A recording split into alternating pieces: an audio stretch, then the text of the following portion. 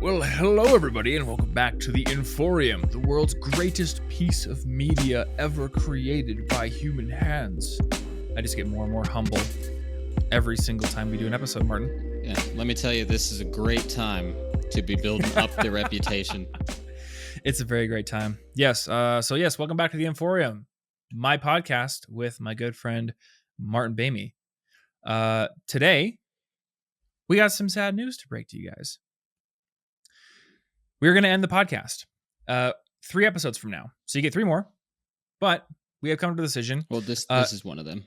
I guess this is one of them, but inspired partly by the last episode we did and the conversation we had around fragmentation and wanting to commit to, fewer projects and be able to commit more intensely to each of them. We've realized that, this podcast is one thing that adds fragmentation to our lives. And we've been doing it for like 8 years. So after this next 3 episodes, we're going to let the Inforium ride off into the sunset like a wild stallion. Yeah, only the wildest. Only the wildest. But we still have 3 great episodes coming your way. We haven't planned out. We wanted to end on a cool number, and I think 25 is a pretty cool number. 23 is not that cool. No. So, but yeah, we're going to get into the content of this episode, but before we get into it, I do just want to say to everyone who's been sticking with us for however long you've been here. Some people I think have been here for nearly 8 years. Thank you for listening. This has been an awesome experience. And, I don't even really think of it as us ending what we're doing. It's just kind of shifting into different forms. And you realize this, Martin, one of the big things we realize is if you're constantly producing media, there's not a whole lot of time to have a ton of life experience.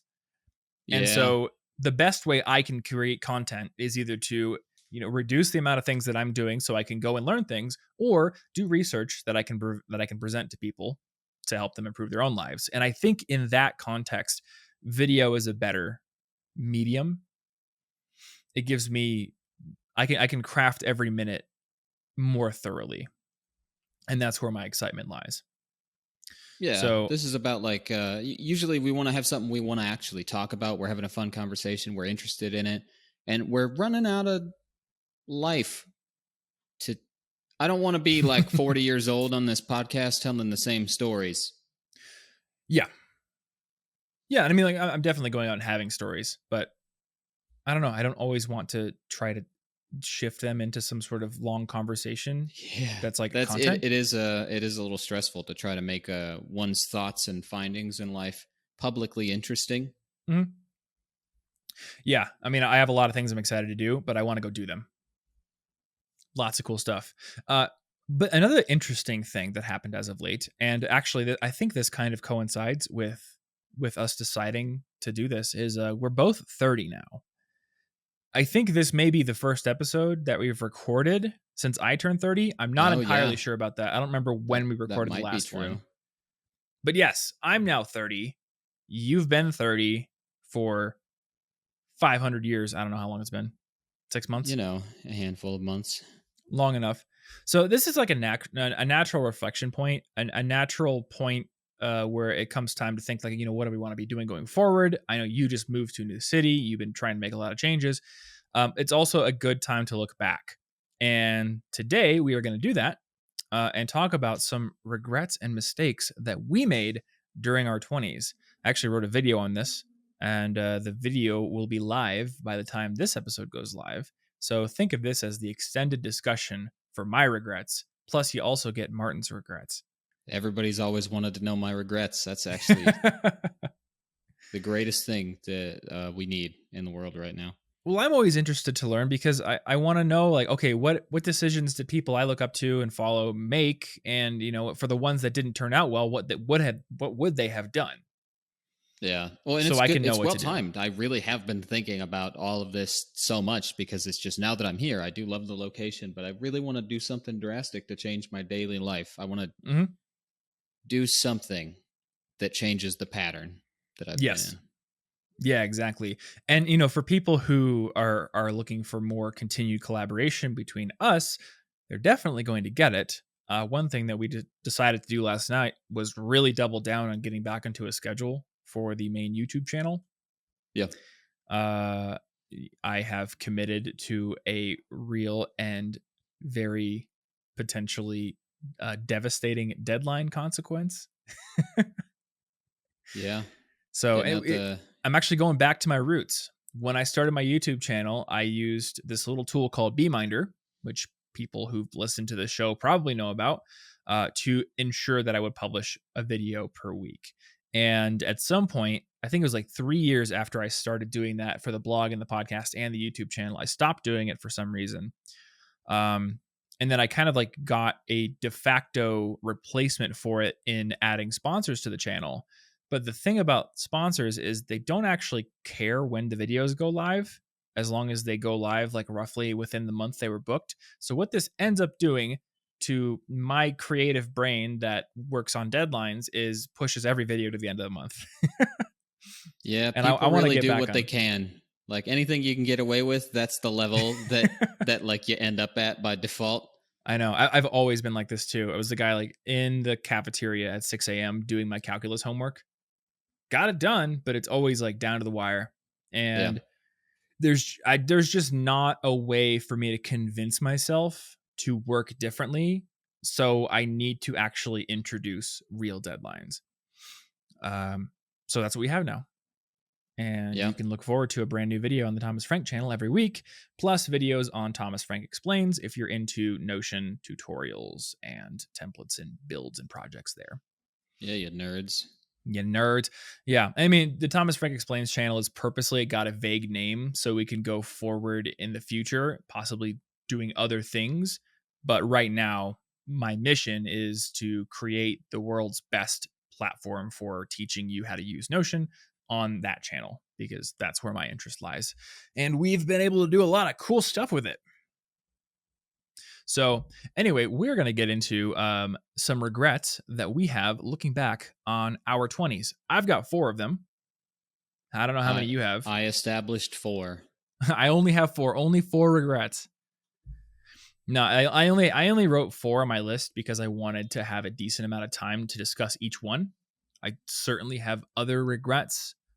Some of my regrets are private. These are the ones that I am willing to talk about in public, and I've got 4 that I think I can, get into. So I'm gonna go ahead and start with the one that I am sitting in at this very moment. You hate I chairs? I regret sitting in chairs. Definitely regret sitting in chair. Well, you know what? Don't get me going on chairs. Oh no, here we go. I don't know why I do this. I know how easily Tom is distracted. Regret 0.5. I regret buying this fancy office chair because I've learned that a normal office chair, which costs like 1/6 the price, is just as good as long as you're active. Oh yeah, I'm and sitting you in go an work IKEA out. chair. Yep. I regret ignoring how easily I can get Tom on a tangent. So yeah, you really can. That's my bad. Anyway, no, the big regret number 1 is the house that I bought. I regret not buying a house, but buying a house where I bought my house and prioritizing the size of the house over the walkability of my neighborhood. So last year, I think we've talked about this. We had a whole house buying episode. My fiance and I started looking for houses at the insistence of my friend Charles because the interest rates were so good and we'd spent years saving up for a down payment. So we start looking, and I had some criteria established over time. But as we looked and got excited about houses, and then our priorities started shifting, and also we got outbid for quite a few houses, or they fell through for whatever reason. We ended up buying the house that we're in right now, which is quite a ways away from downtown, like 20 miles, at least by bike. I don't know what it is by car. Which means that we moved out to the burbs. And I think the pandemic did a number on how much I prioritized walkability, because I've always been the guy who loves to be able to walk or bike to a coffee shop or go to the grocery store real quick on foot. And because everything was closed for a year, I basically forgot what that was even like. And also got really excited about like the prospect of building a big YouTube studio and being able to do cool things. So I think that definitely warped my perception. But long story short, we ended up buying in a neighborhood that's not very walkable. It's a very pretty neighborhood, but if I want to go like walk somewhere, there's just not really a place to go walk to. So everything is very car centric.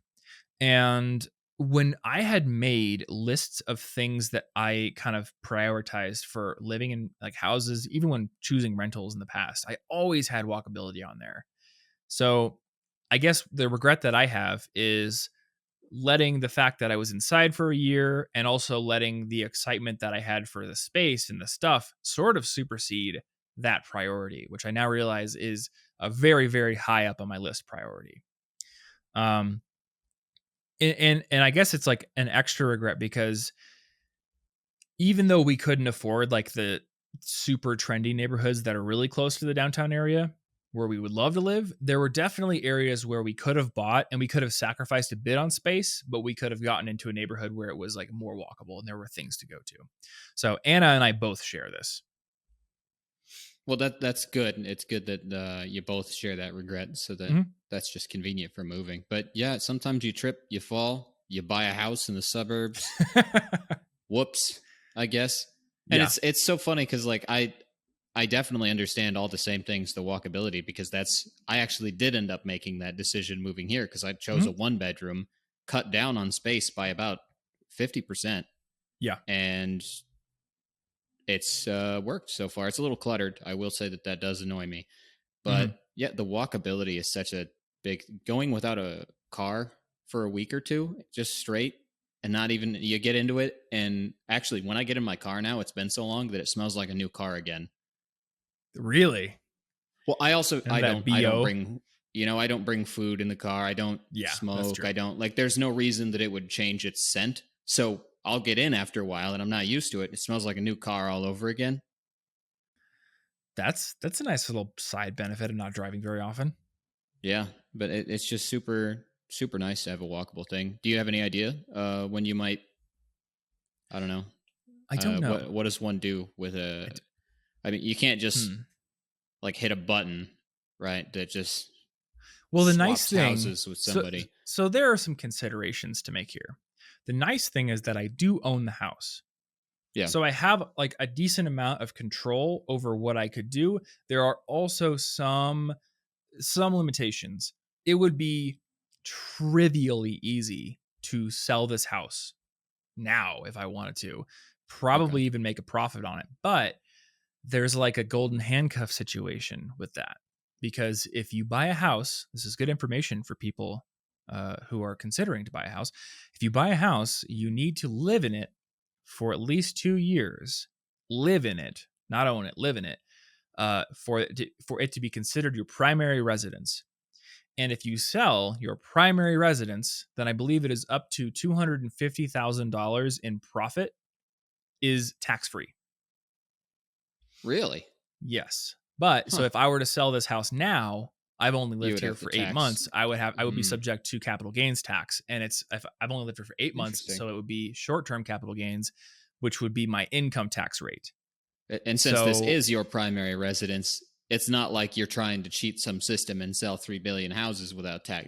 This is actually your primary yes, residence. it You is just my haven't met yes, the but I have requirement. to I have to live here for long enough for it to be Interesting. considered That that makes from sense that a you'd have to prove taxation it. perspective.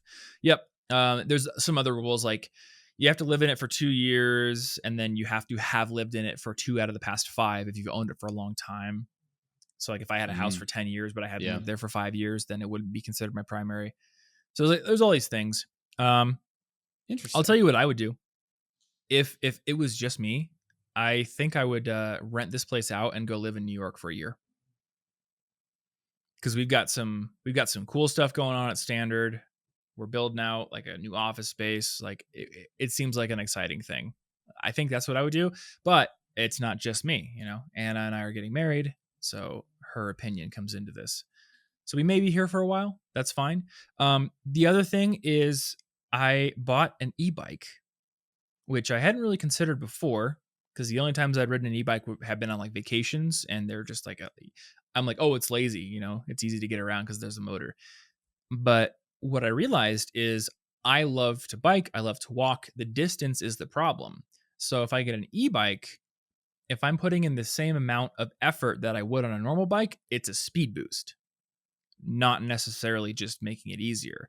So right now I have a downtown co-working space, which people, I think we've talked about this before so that people know about it. And I just ride my bike to the co-working space and I get that downtown lifestyle. The only thing I pay is the time that it takes to get there, which is about an hour each way. So that's 2 hours of biking any day I want to do it. And if I wake up early enough, it doesn't feel like a huge sacrifice.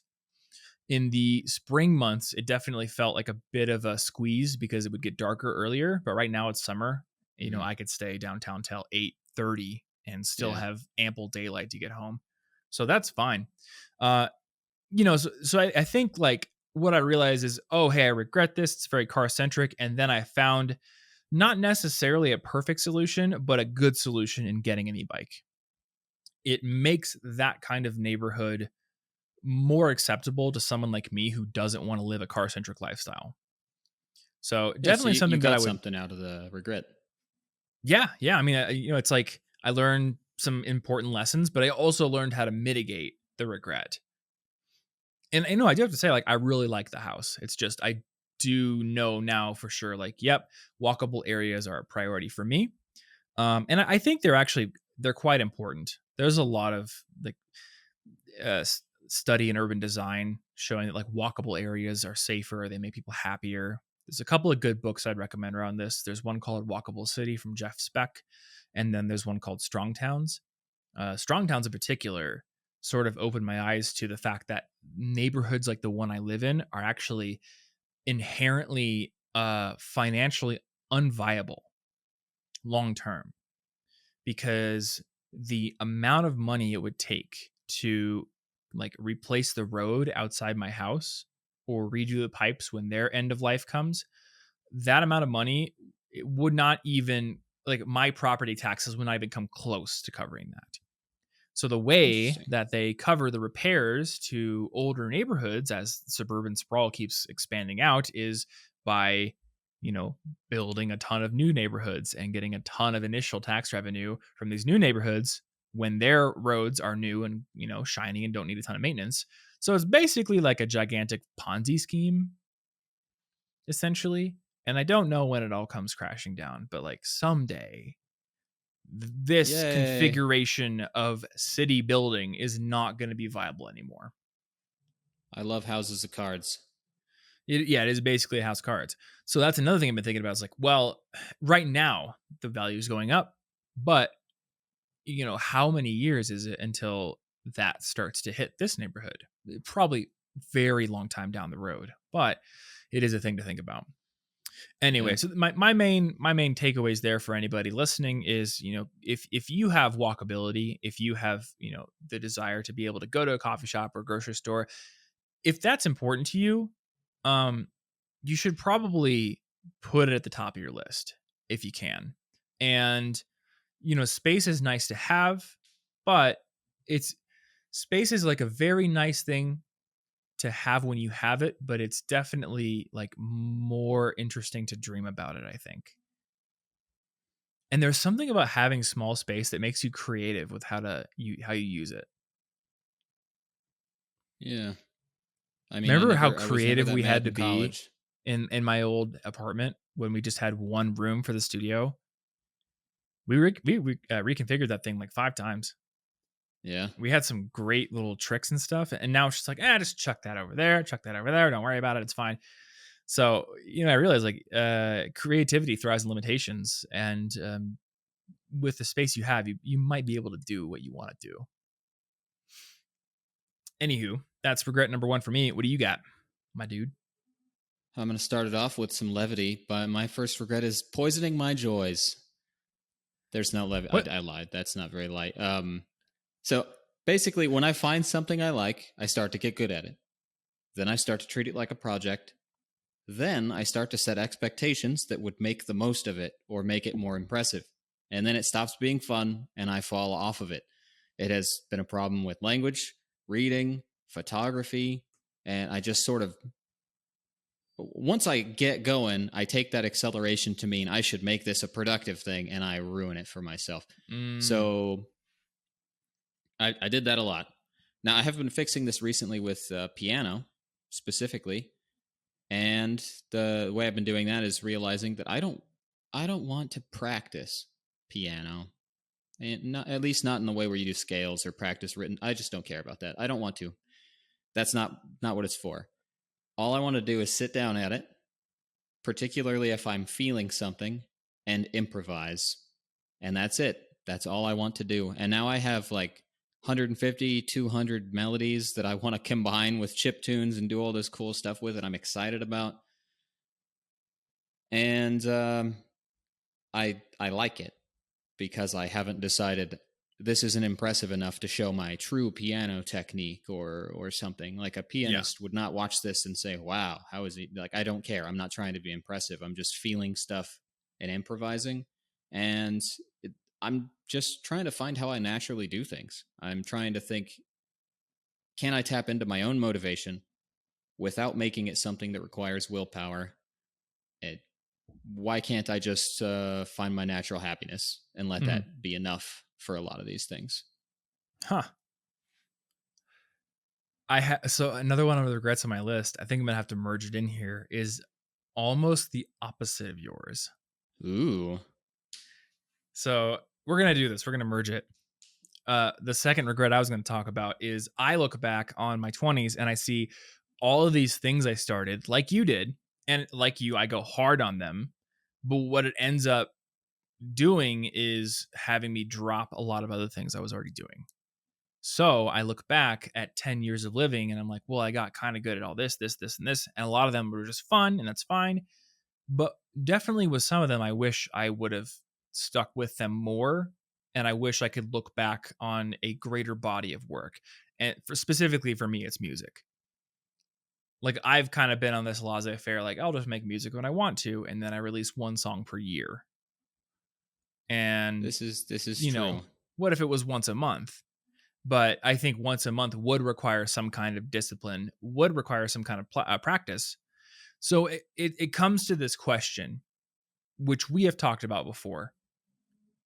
And the question is, do I want to be great or do I want to live just like a normal life where I can just have fun and not worry about, what I'm doing being something that I take further?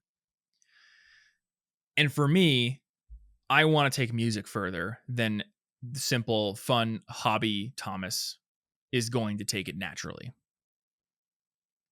I That's want to fair. look back, when I'm 40 and I want to see a lot more songs. I want to see a lot more progress. I would regret not doing it. Yeah. Well, for me right now, the music is also what I want to focus on, but it's just Mhm, sort of happening all by itself. It's I getting a finished song out. I do actually hope to get maybe one a month done. mhm. But as far as like straight up practicing the skill of piano, that just it kills my desire to sit down. Yeah. So Yeah, I guess I get that. it's just sort of and another example outside of music is just I'm cutting back my language expectations of myself. I Mhm. still like the ones I study and speak to whatever degree I speak them at this point.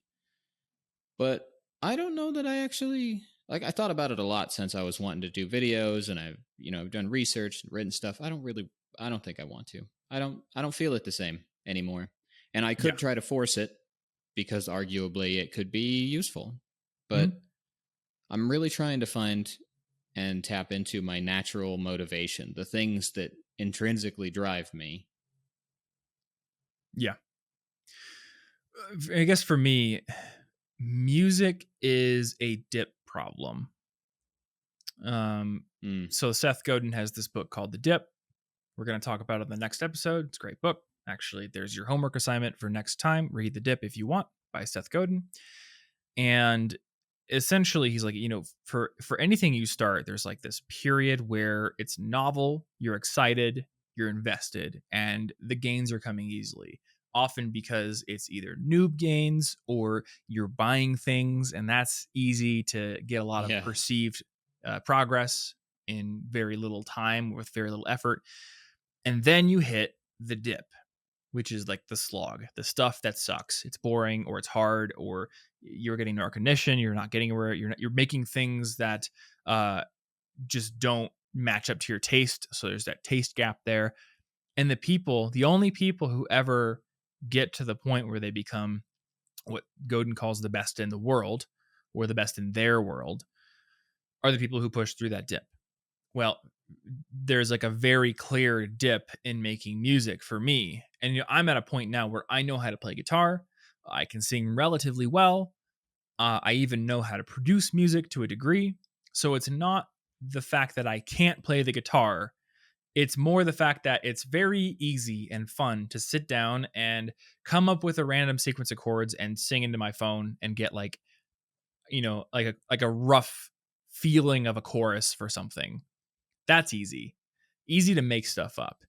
The dip is taking that, sitting down, actually opening up a project in Studio One, which is my DAW, and figuring out like, how do I write this into a real song? Okay, now I got to track guitars, which is tedious and sometimes boring. And I got to mix things. So I got to figure out, how do I get through that dip? And I think part of it is setting up some sort of systems for external accountability and discipline. And part of it is going to be removing certain things, either friction or parts of the process. So friction, I should probably set up like a template that I can very quickly open up in my DAW, so I've got all the tracks ready to go. I want one switch that turns on all my looping equipment over here, so I can easily write down, or get like different song parts played out on my guitar.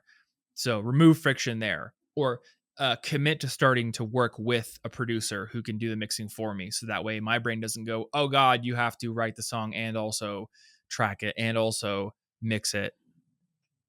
It's like, no, all you got to do is write the song, track it, and then someone else is going to mix it. I think, all these different things are going to enable me to publish more things. Yeah. I mean, it sounds like a good idea. Mm-hmm. I have like 3 full songs written in my head. Yeah. my big problem is just going to be actually giving myself free time on the weekends to do it. Mm-hmm. That'll be my downfall. But yeah, we were talking about this last night too. And I realize it's not like the most relatable thing in the world unless you are someone who works for yourself. But like, if we really buckled down and got all of our stuff done quickly, we could take a week off every month. I think most people who work in like project-based jobs, so obviously if you work in a call center, you need to be there in the chair for the hours, whatever. But like, in my internship, I could have gotten that work done in 3 weeks out of the month and taken a week off.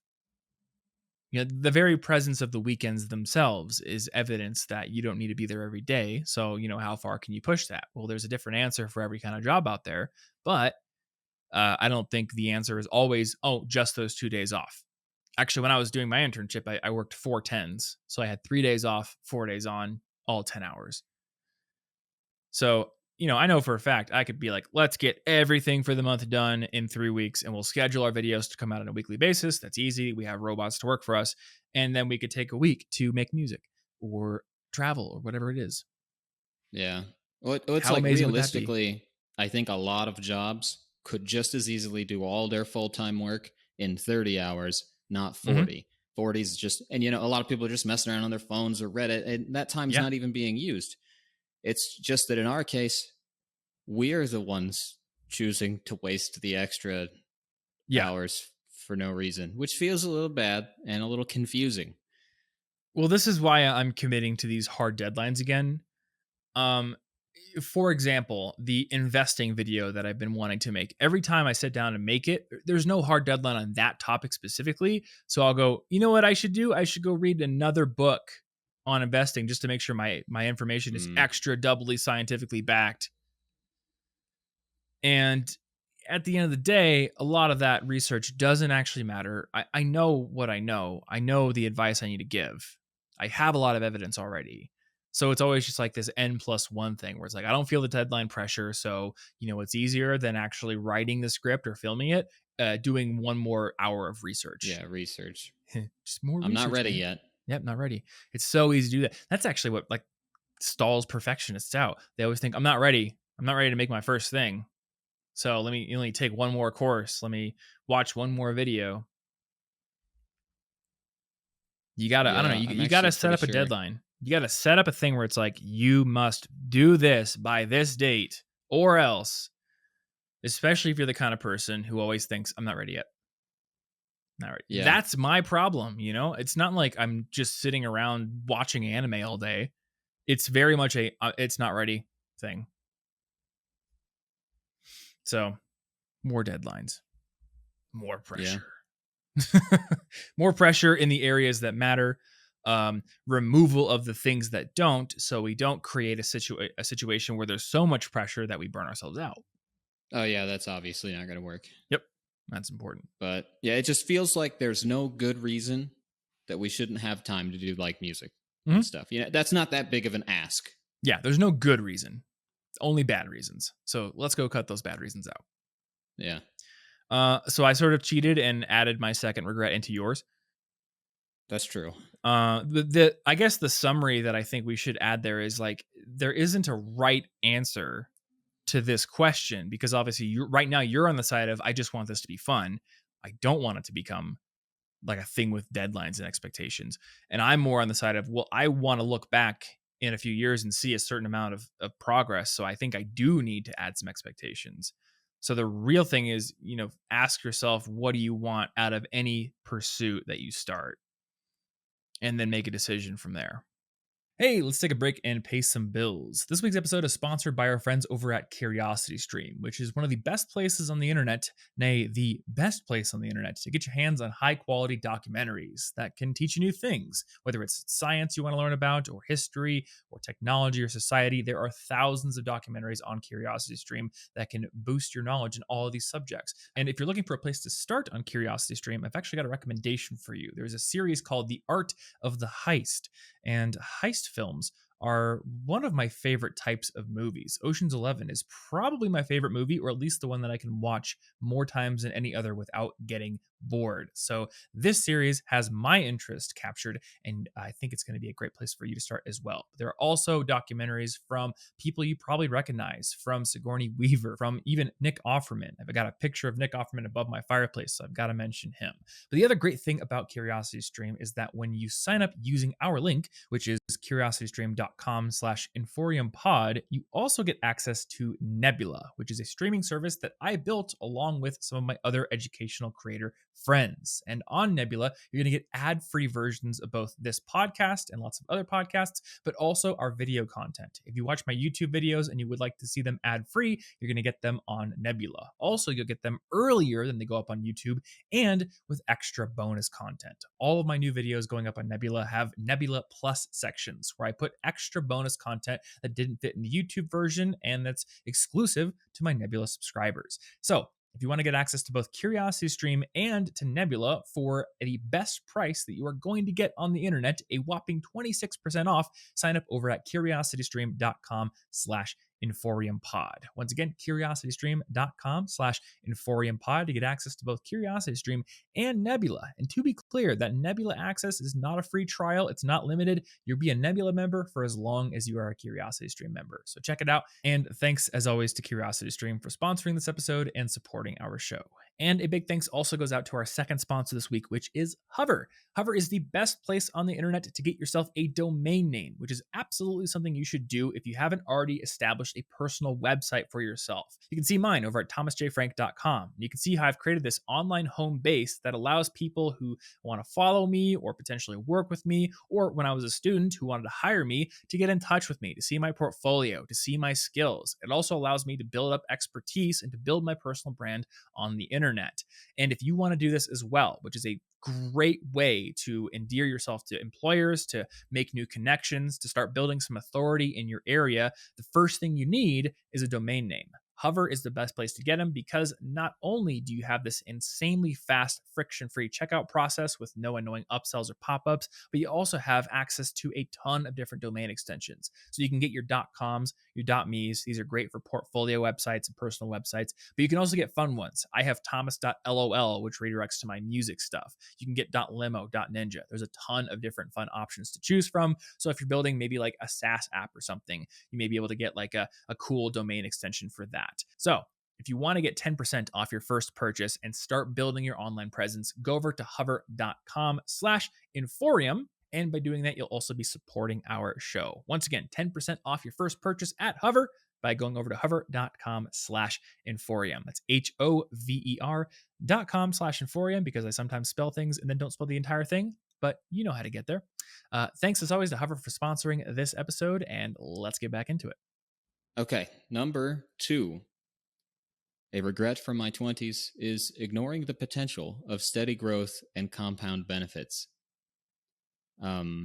Essentially, when it comes to skills, projects, money, health, minimalism, really everything, I always feel behind somehow, like I should have been further along.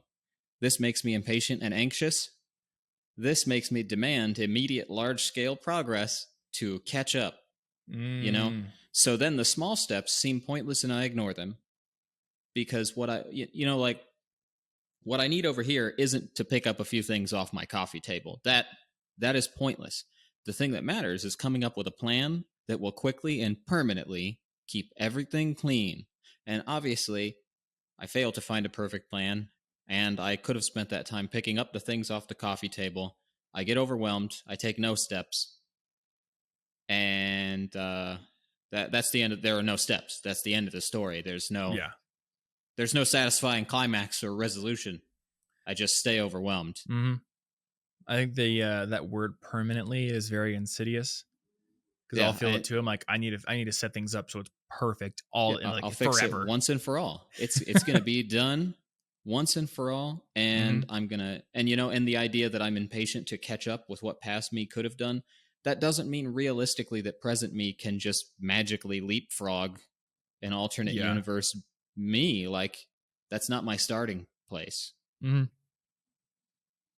If I wanted to turn this into like a marketable book deal, I think I would say, like, you need to adopt the day one mindset. Even if you think day one was supposed to be 5 years ago and now you got to make all this I catch deserve up. Day like, 2000. No, today's day one. I deserve it. I'm worth it. So tomorrow's going to be day 2000, and it's everything. I'm going to fix literally everything. Yeah. So tonight, it's just accepting, like, cool, I didn't make all this progress. Now is the time to start it. Day one starts today. Let's start making incremental progress. And 10 years from now, I'm going to look back and go, cool, glad I was been doing that for 10 years. Yeah. Yeah. It just like feels lame when there are 5 or 6 things that need to be done incrementally. Yeah, I know. But that's life. And it feels like, you ever heard the term like shaving the yak? I love to shave yaks. I'm guessing you haven't heard this term. So yak shaving is when you need to do something, but to do that thing, there's another thing you got to do first. And to do that thing, there's yet another thing you got to do first. And to do that thing, there's like a whole chain of dependencies. And it all ends up with like, okay, to even start doing this entire chain, I have to go first shave this yak. I don't know where this came from, but it's like, it's a pretty common term in like startup culture. You know, don't engage in yak shaving. They're making yak scarves. I don't know, but when I play Don't Starve, I do end up feeling this way sometimes, because I'm like, well, I need to go get food, but it's winter, and if I go away from the campfire, I'm gonna freeze. So I need a coat, but to get a coat, I need to go shave a yak. So there literally is yak shaving in that. Nice. Anyway, when you perceive this gap between where you should be and where you are right now, there's often like some sort of external reference point you have that crystallizes that gap in your mind. And then you look at that and you're like, well, that's the thing I need to be doing right now. So then the beginner steps get perceived as yak shaving. And that can be demotivating. So I think part of it is not perceiving it as, okay, I need to do like 5,000 sub steps right now to get to this thing that I need to do right now. It's nope. What I need to do now is the beginner thing. That's it. Yeah. Playing catch up doesn't really, that's not like a real strategy of action. That's not going to do anything. Yeah. Unless I just want to feel bad. And maybe what you need to do is just define it as not catch up. It isn't catch up. Yeah. Because that implies that you are behind. Start over. Just say it's a clean slate today. Yep. You're redefining your expectations instead of maintaining the position that you are behind in life and need to get ahead. even if like, compared to your peers or whatever it is you are, it's only helpful insofar as it pushes you to work efficiently. But if it makes you feel bad, or if it causes you to stall because you see the thing you need to do as like a gigantic chain that just makes you feel overwhelmed, then it's not helpful anymore. Feeling Yeah, behind like I is can't only find a secret useful. shortcut through the chain.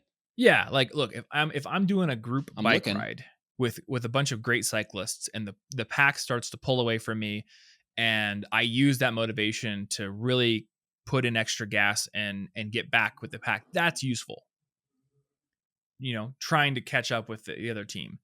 That's useful to me.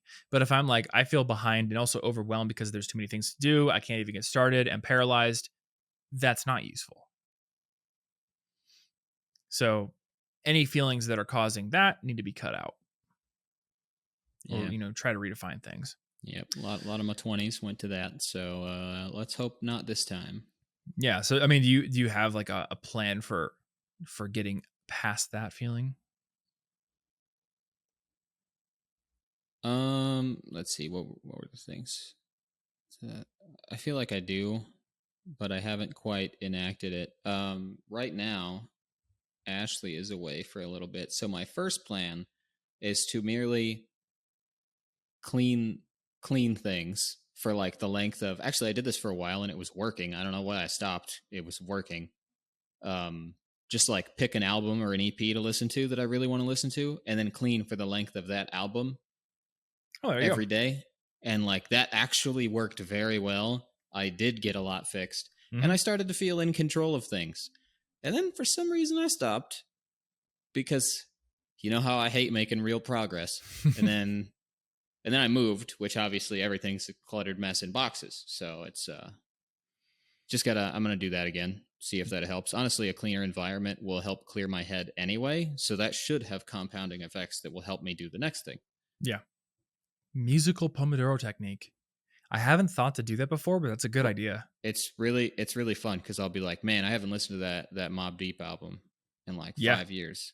I need to get that, and then and it's the only way for old me to discover new albums because I don't spend a lot of time listening to music. I do. I've been shuffling through my liked playlist or my liked songs in Spotify recently, and that's been bringing back memories. I'm like, oh man, I used to love Anberlin, still do, but haven't listened to them in 5 years. So now I'm back to listening to Anberlin Yeah. a bunch. Yeah, that sounds like a good plan. And just getting started. Like yesterday, we talked about, just getting started with like investing. Yep. Yeah, that's one thing that I'm planning to do shortly. I think just the act of starting it with a small seed investment and knowing like I now have an investment is powerful, even if Yeah, but what you you can see put what in I is could small. do. What I could do is come up with a get rich quick scheme over the weekend and then defeat alternate universe Martin, who's been investing the whole time. Oh, you're gonna need like a interdimensional portal gun, but if you can get that, It's then going to it be just might great. work. Who But knows? yeah, the answer will in fact to be accept disappointingly slow progress Mm-hmm. until eventually it's, I don't know, likably not slow. I don't know the opposite right now. I got no words. Well, I think I'll move on to my next regret then, which actually has to do with investing. Nice. So, I have a regret that has to do with an investing decision I made. Now, I would love to be able to like tell this very dramatic story, like, oh, I ruined myself and now I have to fix it. I didn't do that. I've had like a pretty solid, boring investing strategy for a very long time for most of my money. But then there's the other 1%. And with the other 1%, I have a regret that I think has a pretty useful lesson. So, to set the stage here, most of the investing I do is automated and it goes into stuff that's very boring. I have a portfolio of what are called index fund ETFs. And ETFs are basically just like index fund mutual funds, but they trade on an exchange. So their price fluctuates throughout the day. Anyway, it's very easy to buy into them. I use an app called M1 Finance, and I just basically have it programmed to take a certain amount of money out of my bank account every month, and it puts it into my portfolio based on the allocations I have set up. So maybe I have like 30% going to Vanguard Total Stock Index Fund and 20% going to Vanguard the Small Cap Fund or whatever it is. So it's very boring, but when you look at the data over the past 100 years, almost everyone, including professional money managers, do not beat the stock market in aggregate. So, maybe I gamble and pick a winning stock and beat it, but probably not. On the whole, on the long term, I need to know that, I am not the genius. I'm probably not going to be the market. So 99% of my money just goes into that strategy. It's called dollar cost averaging, and I automate it so I don't even see it. With 1%, though, I do allow myself to buy individual stocks that I believe in. And for the most part, I have a single individual stock I buy, which is Nintendo. My reasoning for buying Nintendo, which I think is a solid reason that anybody could have, is I believe in the company. I think that they're going places. I like what they're doing. The Switch Pro is coming out. We got Breath of the Wild 2 coming out. They do all kinds of great stuff. So I'm like, cool, I'm going to invest in Nintendo. And every month I put a certain amount of money into Nintendo, and it's done great. And then in 2021, I started paying a little too much attention to things that were happening in the stock market. And for some boneheaded reason, I sold like $1,000 worth of my Nintendo stock and bought Tesla because Tesla was going to the moon and everyone was getting super excited about it. And I got memed. Yeah. So the regret is not necessarily that I bought Tesla and then lost a bunch of money, because I did, but that even me, who was completely bought into the very boring, like Vanguard style, robot, automate it, dollar cost average, index fund, even me, who's been doing that for 10 years, can get excited, pay a little too much attention to the news, and get swept up, which is what happened. And basically, like, trashed that $1,000. Because not only did I lose the money when Tesla crashed, but in selling my Nintendo stock, I had to pay capital gains tax on the gains. So needlessly eating into what could have been future gains by just leaving it there. And then, putting it into something that ended up failing. But putting it into something because it was a hot thing, not because I really believed in it. Yeah. So, whoops, I guess. Yeah, right. So my boring investing strategy for 99% of my money should have been my boring investing strategy for 100% of my strategy. If you believe in it, then invest in it on a regular basis and just let it do its thing. Yeah. So I think my investing strategy is this, and maybe not everyone agrees with me. This is like a relatively small amount of money, and somebody could have been like, fine, I don't care, gamble, whatever. But my thing is, like, if I'm going to gamble, I'm going to gamble on things I control. So my own company, I'm willing to take risks if, they're calculated, because we have the ability to work and to, put our own effort in to make sure that a gamble works and pays out. Or a company where I maybe have like a stake and I have some kind of say. So Standard, I own a piece of Standard. I am not like an employee. I don't have like vast decision making ability in Standard. I'm also not someone who's there executing every day. So like I'm not, it's not like this company where I have a lot of true influence on what happens there, but I am an owner. I do have a say. We have calls, like my opinion is taken into consideration. So like investing there is worth it for me. But like with Tesla, it's basically just gambling because I don't have any control over it. I'm just like, I hope it goes up. And like, I feel like any decision, and I don't do any of this, I don't know anything, but getting all excited because of stuff that's being on the news, I feel like by the time you've seen it, yep, as a person who wasn't already looking into it, aren't you like a half a step behind? You are, absolutely. It feels like you shouldn't trust that the next step is the same when you just saw it. The news is just like Yeah. telling you the boat you just missed, and you're So hoping that it keeps doing what it yeah, and was. it's not that you've missed the boat once you've heard about it. I mean, you've missed the boat on those initial Oh gains. no, not necessarily. You Just have the like exact the thing that just happened. yep. Like, look, it just doubled. That doesn't mean it's going to double tomorrow. That means that's done. That part Yeah. happened already. And it's so easy to find examples that you can point out where you're like, well, that did happen. Like when people first started talking about the GameStop thing, it had gone from like $20 to Yeah, 50 or that something was like that. ridiculous. And it's like, cool, I could have dumped all my money into that and then waited till it went up to 350 and then sold. Like, wouldn't that been great? But you never know. You literally never know. And Yeah. you are right that like the smart money usually gets in first before anybody hears about it. And by the time you hear about it, a lot of those gains have already been made and you're buying in. And there's a commonly held thing in investing where it's called a greater fool theory. Like a lot of people, when they're buying into a stock that's already going up a lot, they're not necessarily buying into it because they think the fundamentals are great, or even they probably don't even know what the fundamentals are. All they're thinking is, I think this is going to keep going up, and somewhere down the line, I can sell it to a greater fool at a higher price. And that greater fool may sell it to an even greater fool down the line. And this is how manias start, like tulip mania back in the 1600s in Holland, or I guess it's the Netherlands, not Holland. I think it was Holland back then. People were selling these tulip bulbs for sometimes like the price of an entire house. And it's quite They are rational. pretty. It's quite rational on the individual level because you don't have like a guy who's like, this tulip bulb is truly, objectively in terms of tangible value and utility worth what my house cost. No one's thinking that, but they are thinking, look, people are getting excited about this on the aggregate. I could buy this and tomorrow I could sell it to some other schmuck for double what I paid. And then you take that psychology on a mass scale, and that's how you get these crazy manias. That's how you get huge runs up on stock prices. It's all hype. And Yeah, it's and very you just easy have to to get swept question: in. am I the last one? Am I the last fool? Because I very well might be.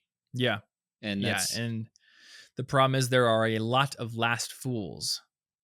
I mean, you think about the entire economics of stock prices going up. It's the price goes up because there's a lot of demand pressure on it. So if it's going way, way, way up, that means there's a ton of demand pressure on there. So a lot of people are trying to buy it.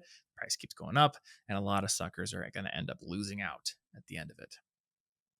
So my philosophy now, if I don't control the investment in some way, if I have no influence other than me putting the money in, then stick to my guns. For the most part, and I'm happy that I didn't dedicate a lot more money to this. A lot more people like YOLO'd a lot of money on GameStop and ruined their lives, or did it on Bitcoin or whatever it is. For me, it was like insignificant in terms of the actual portfolio value, but it still hurts. It still hurts to like done it, gotten stung, and realized like, yeah, you should have seen that coming. just You like told taking an yourself you L and can't be knowing it was smart, your and fault. yeah, exactly. So take the L, learn from it. Keep the L smart stands for investing learn. strategy. Wow, let's make some sort of like corny video based off that. Take the L. It's called L for learn. There you go. Yeah, so that feels like we could do like almost a Schoolhouse Rock style thing. Mm-hmm. It's probably terrible. Anyway, So that's my future regret. doing that rap song right there. Yeah. So I've got a series of videos I'm working on to teach the basics of investing that I've got coming out soon. I guess like the gist here, what I do and what I would do if you're just getting in is, number one, like investing should probably be done in a retirement account first. The gains you make on the tax advantaged accounts that you can't tap till retirement are just incredibly good versus regular ones. So that's why yesterday I was telling you, if you can afford to put in 500 instead of 100 on M1, you could do the Roth IRA, and then you're Is not. that like a minimum? Yeah, I think entry? on M1 it's like their IRA accounts require a minimum investment of 500, and then just the regular ones are 100. You could also just go over to Fidelity and open up just anything for like almost no minimum investment. I just like M1 because they make it so freaking easy to auto invest, and they are free. It's like the best platform. But yeah, if you could do that, like just set up a reasonable portfolio If you're young, like most of mine goes into pretty much just the index funds, like Vanguard Total Stock, and then set up an automatic monthly investment. And don't look at it. Just let it do its thing. And Yeah, you're then not supposed to check it like a social media feed.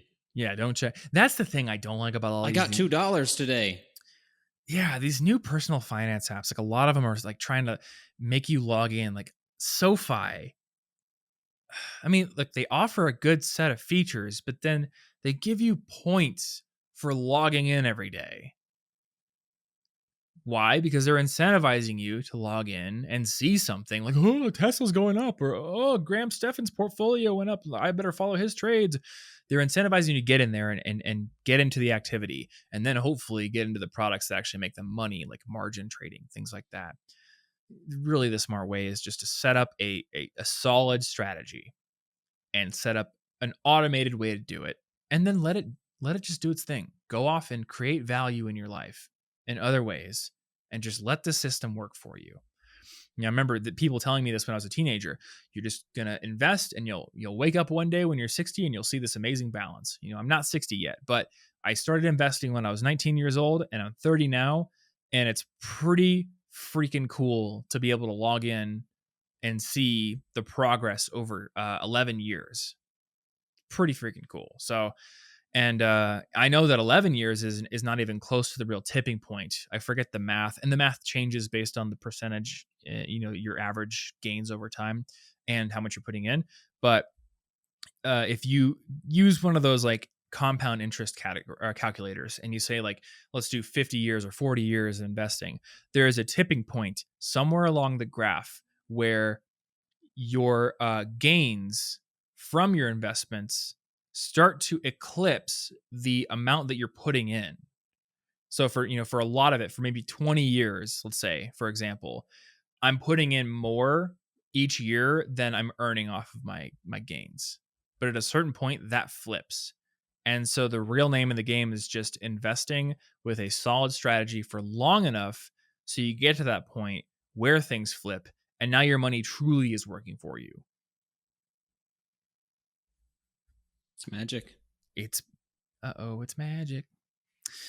Anywho, what's your next one, my dude? Mambo number 3 is letting the internet make me feel powerless. Obviously, this is this is a bit of it is pointless and obviously fixable. But within the last few years, I had a bit of a problem with a lot of doom scrolling. This may seem understandable to anyone who has been aware of anything at all happening on planet Earth for a while. Yep. So part of the issue is obvious. I get stuck in a loop. I'll keep refreshing the same pages. I'll close Twitter on my browser. I'll open it up on my phone. I'll just, the stupid internet addiction things. But also, and I think this is the worst part, a lot of the most widely spread things are naturally extreme due to the nature of, the attention economy, the internet, valuing the shocking often over the useful. So if I see like some crazy, just horrendous murder that happened like across the country, there's not really any tangible, useful reason for me to even know that that ever happened. It just makes me feel bad and nothing else. And that's all that that's all that the internet cares, is that I looked at it because I was like, oh God, that's terrible. But I can do literally nothing. Mm-hmm. That just hurts. And it's like a weird one-off thing too. It's not like I can't do much there.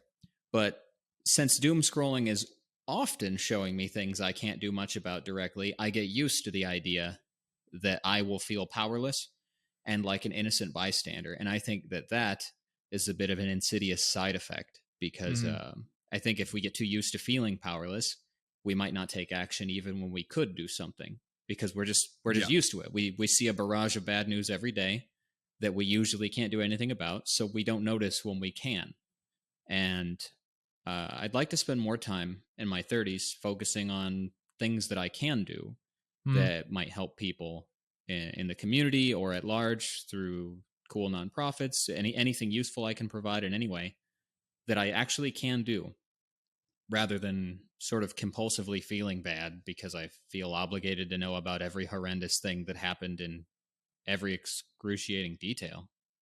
Like Yeah. Staying informed is noble, but it's not useful if I exclusively use it as a weapon to attack my own brain with. Hmm. Yeah, I think that's another insidious thing about the news and social media.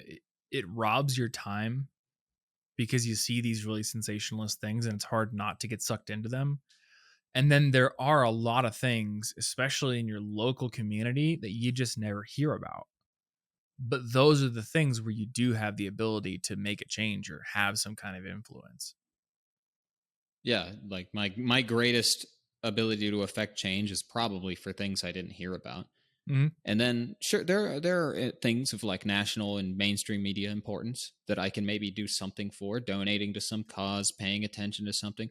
But a lot of it is just stuff I cannot help the crazy murder case that happens in Maine because of I don't know these people. It's done. It's already happened. It's like, what am I going to do? That's literally just teaching me that get used to being sad and then doing nothing.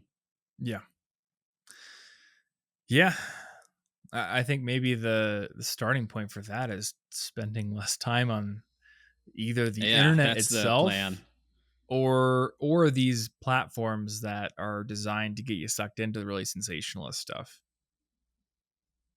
Yeah. I mean, maybe I don't think the internet is the problem, Oh no, but a this is lot just of a the natural result platforms of are a problem. like if you reward things that get attention, which seems like a reasonable way to run a website because that's Mhm. what people are wanting to see, but people want to see things that are just surprising. So Yeah. sometimes it's not useful, it's just surprising. So I feel like I want to cut back on a lot of the internet thing. I want to stay up to date, but a reasonable amount, like maybe I check in once every day or two, if I have to do it frequently because am I really going to get brand new news at 6 p.m. that I couldn't have just seen the next morning? Like, is Mhm. there a reason to check again?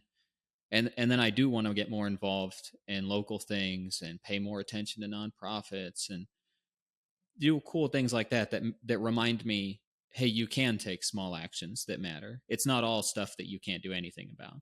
Yeah. Yeah. Was that your third one or have you done all yours? Yeah, that's number 3. Oh, cool. All right. Well, my last one, I regret not taking more breaks and Sounds and about and right. actual vacations. So the context here for people who maybe don't have the ability to go take a vacation right now is due to the way my work works. I absolutely know that I have the ability to take a vacation. We said it already. Like if we really buckle down and work 3 weeks out of the month, we could take the other month off and go somewhere. That's an ability. The problem is every time I look back over the last 10 years, and I have been running my own business for the last 10 years, every time the opportunity or the idea of like, hey, let's go take a pure vacation comes up, my brain goes, nope, you can't do that. You got too much to do. You got to do this video's due, this thing you got to do, you got to record. You can't do it. You have too much to do. Sorry.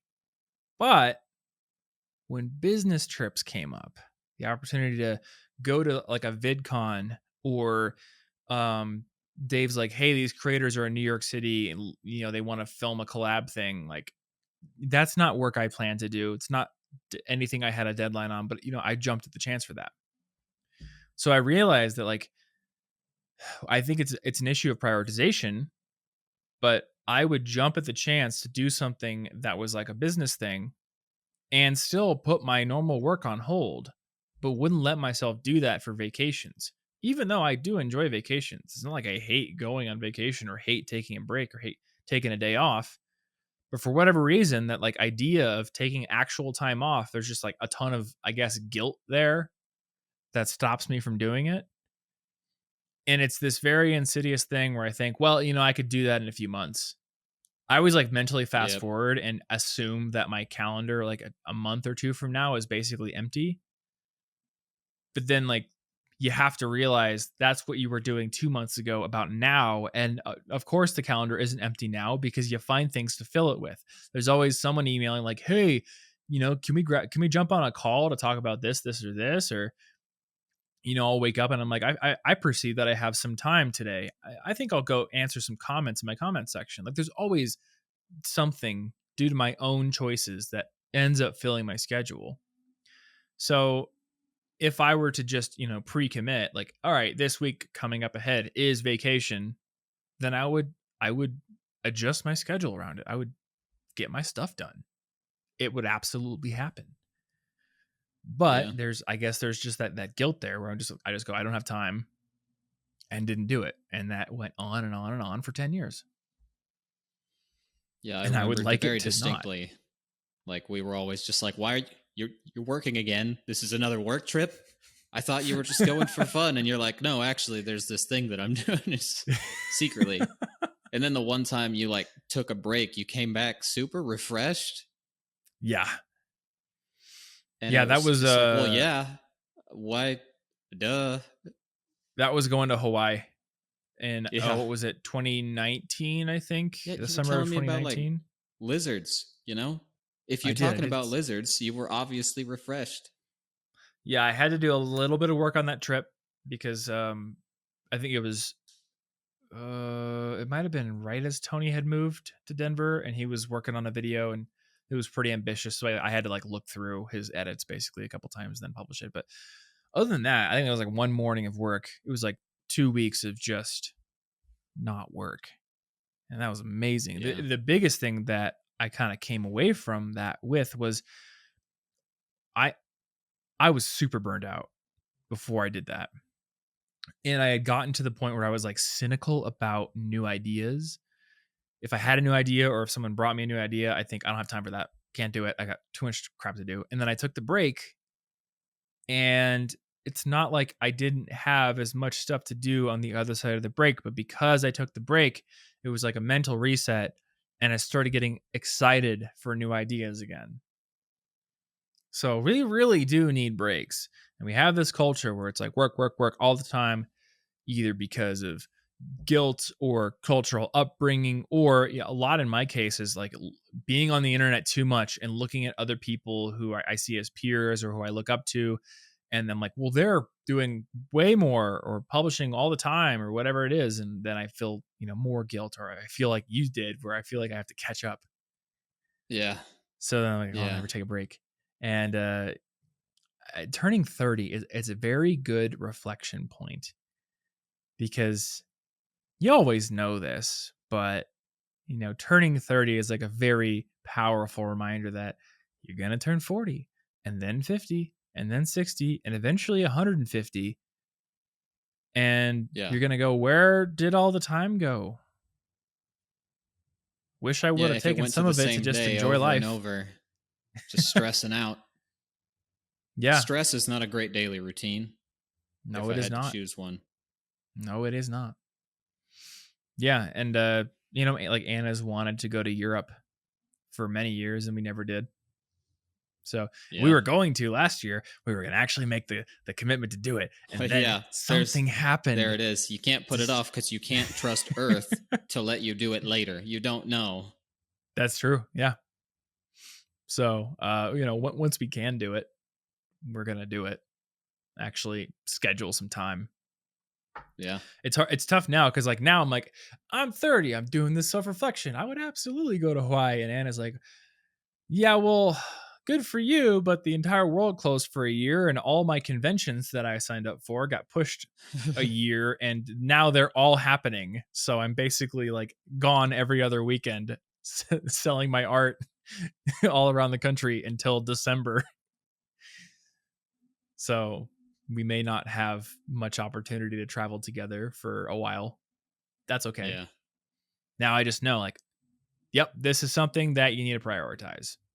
Take a break every once in a while, because not only do you deserve it, but the presence of a break on your schedule creates useful pressure that will get you to get your stuff done more effectively. Yeah. I should do And something. I should do that soon. we've talked about this in the smaller scale too. The high concentrated fun, where you're like, yes, I am going to be done with work at 5 p.m. because I'm meeting my friends at Topgolf. Cool. So I got to get my stuff done by then. Can I take this opportunity to check Twitter? Nope. Can I dink around on this stupid animation that I didn't plan on having in the video, but I would normally perceive that I've got time for it because I would just work till midnight. Nope. Triage, prioritize, get the work done. Yeah. What's your last one, sir? Well, number four. Not being a person of action. And this has been a particularly strong theme for me this year. It's a specific goal I set for myself around my birthday in January, actually. I want to be a Martin of action instead of hesitating on everything, which has cost me greatly. I'm incredibly consistent with what I want out of my life. I say the same things over and over, and I realize I've been saying them for years now. So that's upsetting. Because I want to work on music and my art and travel more frequently and spend time outside and be healthy and meditate and give back to the community and my family. Like I say the same things over and over and over and over and over. I have not really changed what I want out of life in years, but I don't feel particularly successful at any of them.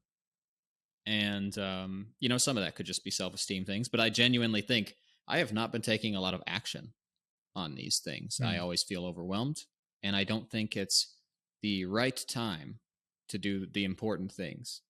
Like, I can do this later, like you were saying, like in Denver, I wanted to hike all the time. But I would always find a reason every weekend as to why I actually am supposed to be cleaning or I'm supposed to be working somehow, which I then didn't actually do on the weekend anyway, because I don't want to do those things on the weekend. Yeah.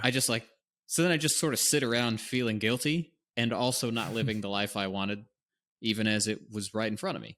Mm-hmm. And this is sort of just a thing I've done with a lot of things. It's not, if now isn't the time to do the important things, when is exactly? And why is it ever the time to do the unimportant things? I'm not sure why I would do that. And yeah, obviously the whole being 30 thing, it comes with a little bit of an existential crisis, so maybe this is a little morbid, but I want to live a life worth dying for. That's, if I'm not going to try to do that, what am I even doing? I'm just sitting around, Yeah. I would like to be a Martin of action as well. Yeah. It's an exclusive club. Yeah. I don't know. It's very easy to think I've got all this time ahead of me. So right now it's fine if I just dink around. But you're right. I'm just wasting the time saying, this is what I want. It's right in front of me. I literally could grab it. Nothing is stopping me but myself in this case, and sometimes you're going to have actual obstacles that are harder than that to solve. That makes sense. But the things I want are all literally within my grasp at this point at 30, and I'm just not grabbing them for just no reason. So what's going to help you start taking more action? Because it's really easy to think about this. And, it might seem like it's got a lot of gravitas because we're talking about it right now, but you probably think about this to yourself a lot. So what's going to push you to actually start doing these things? A little bit. I think one thing is somewhat ironically, maybe, I've been considering cutting back on how much art I share. So I've been doing pixel art and I want to do more music. I've done a little bit, but I have the next one almost done. And then the photos, because when I was first doing photography, I could share photos at an alarmingly high rate. I went daily for like 6 months. And now I'm thinking maybe I just do something like once a week, not only to keep me off Instagram for the most part, because, everyone, including the people looking at my stuff, deserves a break from Instagram, but also because now it is realistic to me to think that the photos I share, I want to go to a new location. I want to go make it like a sort of a log of exploring somewhere cool where I've been sharing like multiple at a time, the little swipe over photos instead of milking it for a week. So now it's like, I want to go to a new location every other week. And that actually seems doable to me and is a schedule that I think I can keep sort of for the foreseeable future. I think the thing that's going to help me take action and finally explore nature is lowering the expectation of how often I can actually do that. Because I don't know that I can go every week. That's actually maybe not reasonable all the time. But Yeah. now it's going to be photos theoretically every other week. And I actually think I could go somewhere cool at least twice a month. And there's no good reason for me not to. And that Mhm. is about 20 places per year more than I was doing in Denver. Yeah. So There's a there's, lot of places you can go in Denver. yeah, there are a lot of places, and I did not go to many of them. And one of my very most memorable days from the whole 4 years there was this last fall, where we finally went up to Breckenridge and we hung out on a hill with aspens on it. We just hung out on a hill. I took photos walking around. She sat there and sketched things. It's one of the most memorable days. We weren't even at a park or anything. We were literally just on a random hill with trees on it. Yeah. And I could have done that over and over, but I didn't do it. So I've set an expectation of doing some cool little mini adventure like thing just twice a month, and I think I can actually stick to that. So it feels more motivating than before, where it was a nebulous, constant. Like, can I just always be outside? Probably not. I don't think I can actually accomplish that. But yeah, it's good to plan it. My friend Charles and I ended up going to a lot of mountain biking days last summer, and I think we kind of had it like planned out in advance. Hey, we're going on Monday. Cool. So I will schedule everything else around that. Mm-hmm. Yeah, there's just a lot of friction involved in doing something like that. And so I think when we plan, we can mentally get past the friction in advance. That actually reminds me of another good line from the Dip. He was saying, like, if you're going to run a marathon, you need to decide in advance when you would quit. Like, don't let the fact that your feet are aching on mile 19 be the thing that causes you to quit. Know in advance, like, what would cause me to quit this? And in having that decision made beforehand, well, number one, you may have actually thought up some things that, okay, here's what I might do if I start to feel pain or if I start to get really tired instead of quitting. But by making the decision beforehand, when something else comes up that sucks, you can think back to, well, I already decided what will make me quit, and this isn't it. So as long as it's not forcing me to quit, I'm not going to quit. And it's just, I don't know, it's easier when you pre-commit. It's like you've made a deal with your past self, and now you got to uphold your end of the deal. Yeah. It's useful. Yeah. And I genuinely think that the sharing of my photos does help me to some degree, as long as I don't, before when I was sharing separate photos, it was sort of, yeah, but maybe today I could get like 30 good photos and now I don't have to go anywhere for a few weeks. Mm-hmm. So I'm taking that away. So it's, yeah, it's a bit of a schedule, but it's reasonable enough that I know I'm not going to quit it because I get sick once. Like, I'll still be able to maintain it. Yeah. So, we've gone through these regrets. One pattern that I notice, especially with yours, is like they have to do with repeat decisions that kind of go on and on and on and on. A couple of mine were like that as well. A couple of mine were also like, I did this one thing and I regret doing that thing. I think it's also useful to recognize here that you've done a lot of good stuff in the last 10 years. I don't remember most of those. That doesn't count. Well, you did. You asked your girlfriend to marry you, and she said yes. Hey, that was the first thing I thought of. City. Nice. You helped me build this great company. Done a lot of really good stuff. I'm thinking about that stuff myself as well. Like, I'm pretty proud of a lot of things too. I've got regrets, but I think on the whole, I have more to be proud of. And for anybody listening to this, and, thinking about your own regrets, don't forget to think about the things you're proud of too. It's very easy to dwell on the things we regret, but we need to remind ourselves, like, no, we've done good things too. Yeah. Maybe I'll think of my those. I'll think of my 4 favorite things I did in the last 10 years. There we go. Let's do an episode where we brag about stuff. Yeah. I bought a Ferrari. I didn't. I didn't do that. I woke up in a new Bugatti. Didn't do that. Don't really have any desire to do that either. Well, I would be alarmed. Is it even mine? It's probably not mine. I think I must have accidentally stolen it, or I've been kidnapped. Which seat am I in? Like driver's seat? I don't think I have very cool braggy accomplishments, but I did some things that were cool. You've made some pretty dang cool music. I saw the ocean. Photos, art, saw the ocean. You done a lot of cool things.